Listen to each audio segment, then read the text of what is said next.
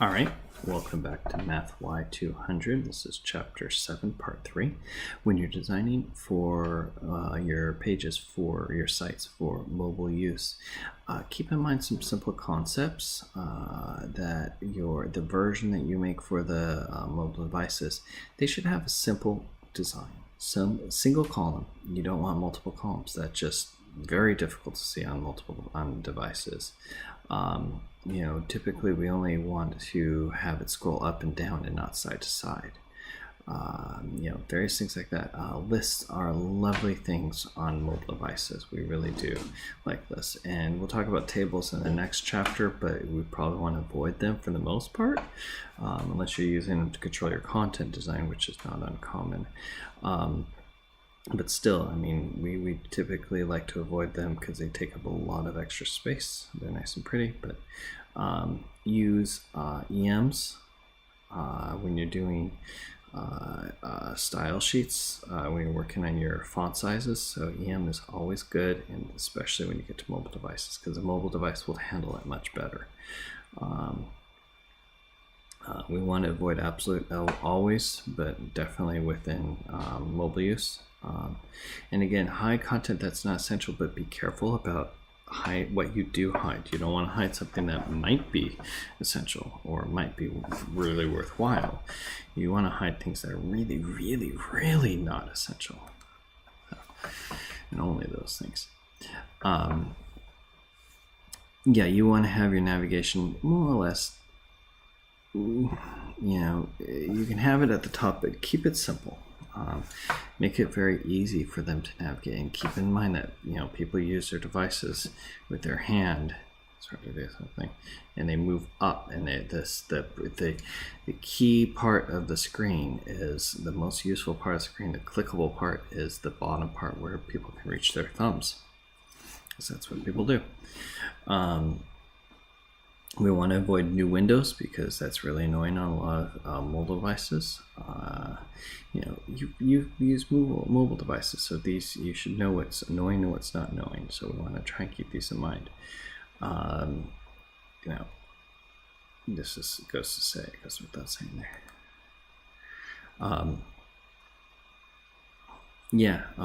Don't use, if you have images on your mobile version, then make them small, make them proportional, make them, maybe 1% of the screen, and that makes it a little easier, but scale them down too so that they're not large to download.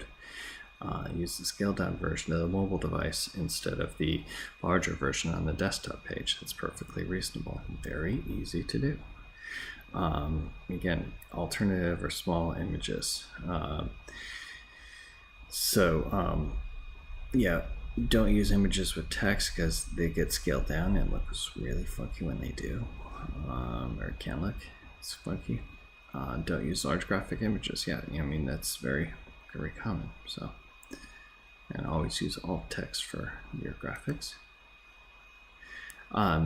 Contrast is always an important thing, especially when you're on a mobile device. Keep in mind, mobile devices are mobile, so they go outside.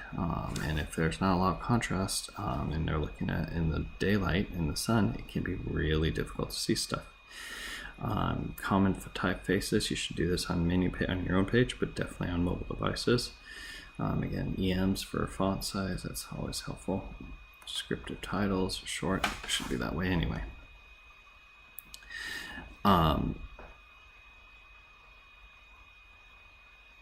So we're going to use the Viewport Meta Tag to basically make our web pages, our web pages change their setup.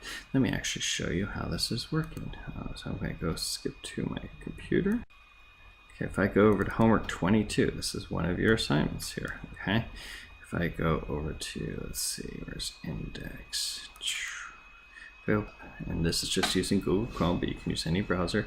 So I have this right here. If I create, so it is going to change the design based on the width of the page. Okay, so right now my width of my page is a full screen, which is pretty good resolution. And at some point when I shrink it down, it changes to a completely different design. Note the this has 2 columns, well, pretty much 3 columns, 2 columns with a picture on the side, and the menu is left or up and down. If I shrink it down just a little bit more, this is tablet mode, and it goes to 4 columns, or to menu up top with the lack of the menu on the side. Also notice that the title changes from Java Jam, that image, Java Jam Coffee House, to just Java Jam. And then I shrink it down even further, and it goes back to a menu with options up and down instead of side to side. But now the menu is up, or the navigation bar is up top, and I can scroll over here, or I can move up and down this way. So there's really 3 versions of this website effectively, and believe it or not, it's not that hard to do that. If I look at the code for this, I am going to show you the code in entirety. There is hardly any changes you do from the previous chapter in the HTML than to this chapter. Okay, we're going to do this few phone number things, which I'll talk about in a sec.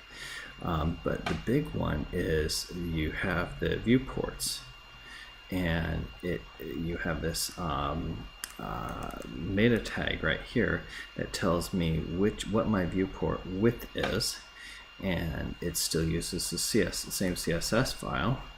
If I look at the CSS file, which in this case is called Java Jam CSS, I have my main page is normal.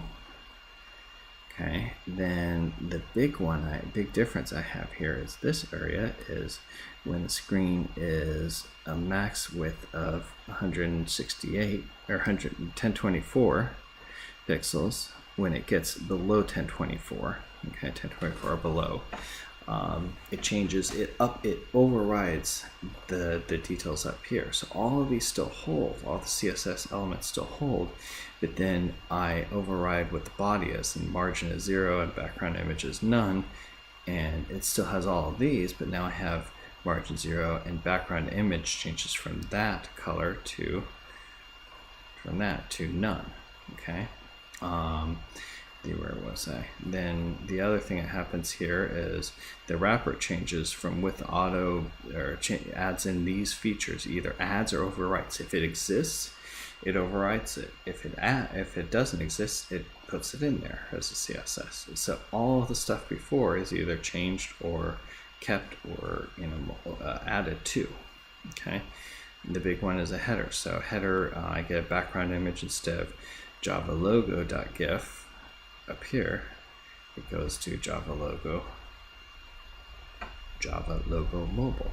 Okay, and notice that it doesn't do it even for the smaller version, because this gets overwritten by this. So there is kind of a layered effect. So anything I apply on the 1024 version, I'm going from large desktop to a medium desktop to a small version, and the small version is a superset of the or subset of the medium version, which is a subset of the larger version, or extension of, I should say.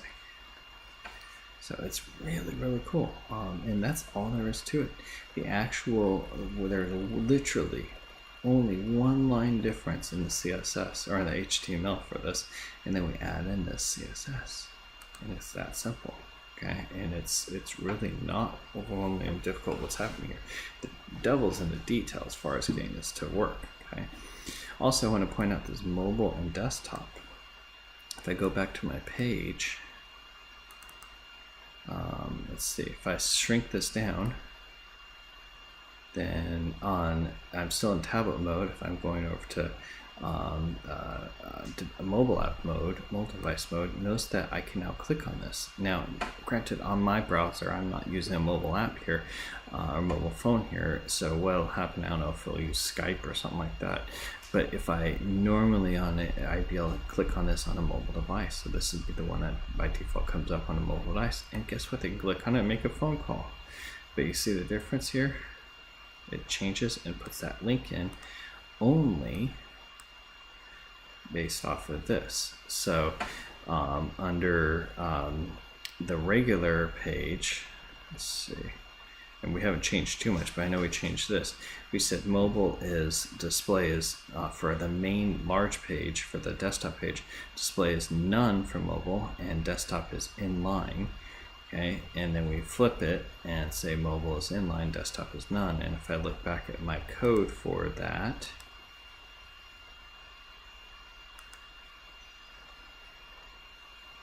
so I have, where's that link? So this is an ID for mobile.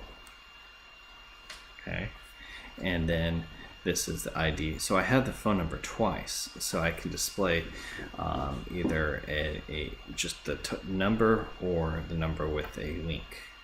So it's kind of a little tricky. Think about what's happening there. It's really pretty cool. But depending on the mobile version of whether I'm doing the mobile version or the desktop and tablet version, I'm displaying either this or this, which is pretty cool.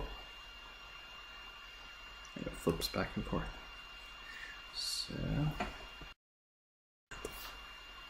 let's go ahead and pause there, and we'll come back at this.